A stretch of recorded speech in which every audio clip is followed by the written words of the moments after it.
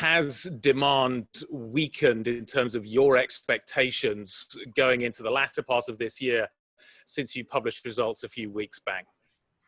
Yeah, thanks, Guy. No, I would say, we've plateaued. I mean, we're certainly further behind than we had expected to be from where we were back in June. But once we saw the case count start rising in the US and we saw some of that demand disappear, I would really say we've plateaued really at sort of 25 to 30% of the demand that we would normally expect to be flying at this time of year. You were expecting, obviously, to bring jets back into operation. Are you being more circumspect in your approach now as we approach the fall? Yeah, I mean, our number one focus is reducing cash burns. Load factors we need to get to achieve that. And so actually, if we look at our August schedule, we are flying about 40% of what we normally fly, which is probably about 10 to 15% less than we had expected to be flying in August, going back to June. Last time I spoke to you, we talked a lot about what happens at the end of September as the CARES Act money runs out, as we approach October, what your plans were going to be. We're looking at stalemate currently in DC when it comes to CARES Act 2. What are your current plans in terms of downsizing the business come the end of September, and will that be affected if we do see any extension? Well, I mean, the country needs a stimulus bill. We'll let the politicians figure out what that should be, but they absolutely have to come together and build a stimulus bill to help the country continue to get through this. As far as aviation is concerned, it definitely has been probably the sector or one of the sectors that has been most impacted. And a day of reckoning is coming for the industry, because we can't continue with where we are in terms of numbers of jobs we have and see demand at 25 to 30% of where we'd normally be. What we've been doing at JetBlue, we've had about 25% of our people either take a voluntary severance package or to take a period of long-term leave. We have a number of other crew members who are taking shorter periods of time off. So we're trying to continue to do everything we can to manage it on a voluntary basis. Furloughs at JetBlue, we've never done them. It is something that we don't want to do. It's something that we will do everything we can to avoid. But we're in a very, very critical situation right now. How much smaller do you think the carrier needs to be? You just talked about the level of demand you're currently seeing. You talked about the level of demand you're expecting to see as we go into the fall. Is that level of demand kind of commensurate with the size the business needs to be? You're 30, 40% of where demand was. Does the business need to be 30 to 40% of what it was? Well, we do expect a recovery. The question is, when does the recovery come? And we want to be here to take advantage of it when that recovery comes. But we also want to do everything we can in the short term to reduce our cash burn, which remains our number one short-term priority. So, we have a partnership that we've announced with American Airlines that we are very excited about, because that will allow us a path to grow. We also think our largely domestic footprint and our largely leisure footprint will be some of the first types of business that will recover. And as we saw back in June, where we started to see actually quite a quick recovery before it's dropped away and plateaued, I do believe once the case counts come down, once some of these quarantines that we're seeing pop up start to become less severe, that we will continue to see. I passionately believe in speaking to people that there's this pent-up demand for travel. People are putting off trips, but they do plan to take the trips. And so we do want to be there to take advantage of that when the time comes. Okay, so let's kind of map out the next few months. Let's assume that we don't get any more stimulus. You are likely, therefore, to have to take some painful decisions at the end of September. If we were then to get a vaccine or positive vaccine news before Christmas, how do you manage the short-term desire to sort of diminish cash burn with the, as you say, that pent-up demand that could potentially come through as maybe the vaccine appears? How are you going to navigate that process? That's a great point, and I think that's something we ask ourselves every day. I think the key one of the benefits of us being a smaller airline than some of our competitors is that we can be incredibly nimble. We can add capacity at short notice and we can pull capacity out at short notice. For example, one of the things that we do is we look at every single flight 3 or 4 days before departure to make sure it's going to be cash positive. And if it isn't, we will usually cancel that flight and providing we can reprotect customers within a reasonable period of time. And we've been doing that. So, I mean, we're almost concierge and we're also managing this one flight at a time.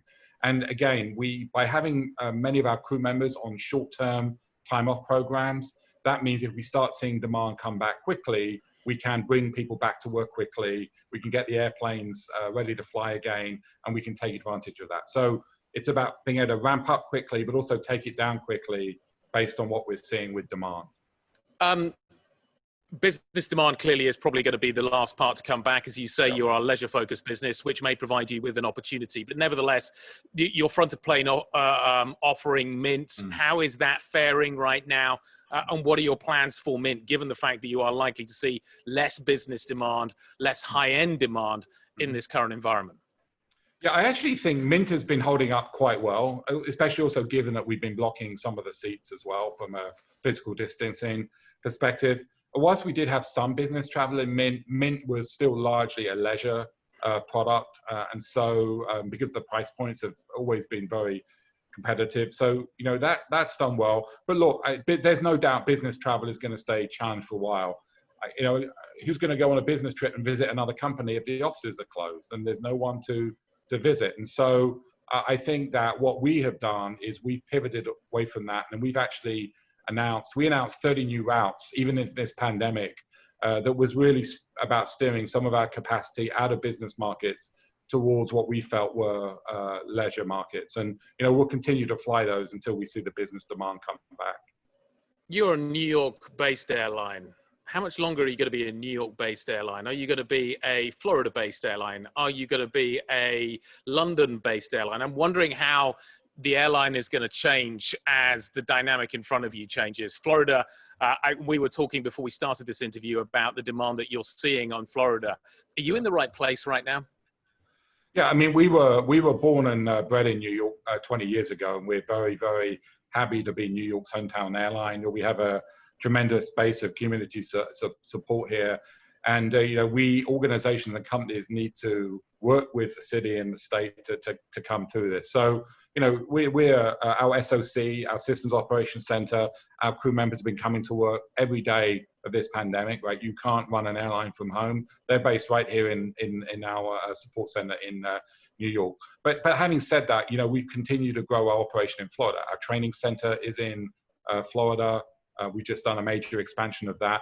And we launched a new travel subsidiary called JetBlue Travel Products, which is based in Fort Lauderdale. And both those businesses continue to grow. So, look, I continue to expect us to grow both of our New York and Florida footprint in the years ahead.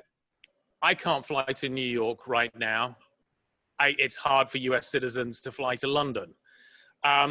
Talk to me about your transatlantic plans. We have this conversation every time. We make a joke about the poster that's behind you.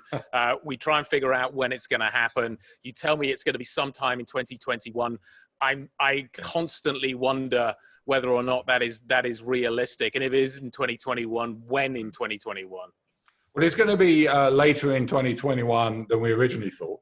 And again, I do believe that you know, a combination of a vaccine, better therapeutics. You know, I still expect leisure demand between the US and Europe to recover at some point in 2021. A lot of people have been putting off trips that they want to take. So I actually think our timing is quite good. And I actually think that for some people, flying on a smaller airplane with less people is going to be a benefit. And I think, you know, we'll be flying the 321 LR.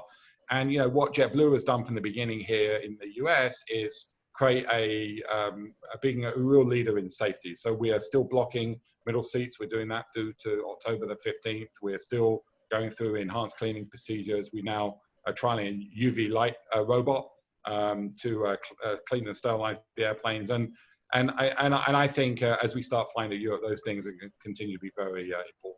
Will I have got on a JetBlue aeroplane across the Atlantic by this time next year? I don't want to put an exact date on that, guy, because we don't even have the airplane yet. That's coming early next year. But I think my expectation is at some point in quarter three. So I'll hedge your answer because we're sort of halfway through quarter three. And I'll say at some point in quarter three, I think that would be a reasonable thing to expect to be able to do.